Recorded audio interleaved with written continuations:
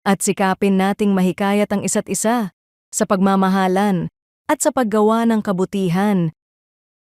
Tahimik lang si Lani sa small group nila. Dati, siya ang madalas magbahagi at tumulong sa iba. Pero nitong mga nakaraang linggo, napapansin ni Alice na unti-unti siyang nananahimik. Pagkatapos ng meeting, nagdadalawang isip si Alice kung lalapitan siya. Pagod din siya at marami pang aasikasuhin sa bahay. Baka okay lang naman siya. Bulong niya sa sarili. Pero may kirot sa konsensya niya. Kaya kahit saglit, lumapit siya. Kamusta ka? Okay ka lang ba?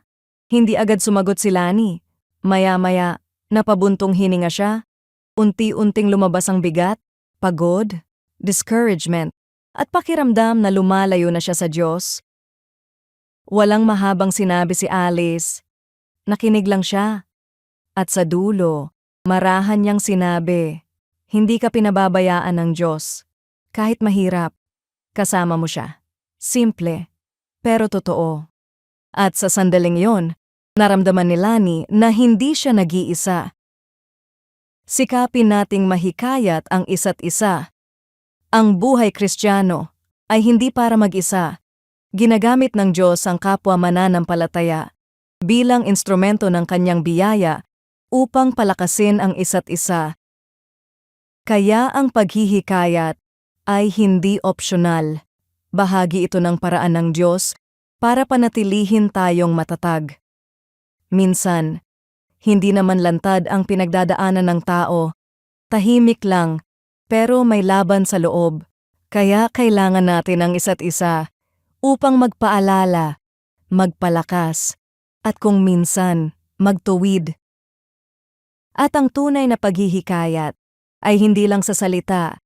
Nagsisimula ito sa pagiging mapagmasid at handang lumapit, isang simpleng kumusta, pakikinig, at presensya mo. Sa halip na, okay lang yan, maaari mong ipaalala, hindi ka pinababayaan ng Diyos. May layunin siya kahit mahirap. Minsan, ang presensya mo ang pinakamalakas na encouragement. At tandaan, hindi ka lang tinawag para mapalakas. Tinawag ka rin para magpalakas ng iba. Nalaman mong ang kaibigan mo ay may mabigat na pinagdadaanan. Sa kabila ng iyong pagod, magagawa mo ba siyang palakasin at i-encourage? Paano mo ito gagawin? Panginoon, salamat dahil ginagamit mo ang iba upang palakasin ako. Gamitin mo rin ako upang magpalakas ng iba. Bigyan mo ako ng pusong sensitibo at handang lumapit. Sa pangalan ni Jesus, Amen.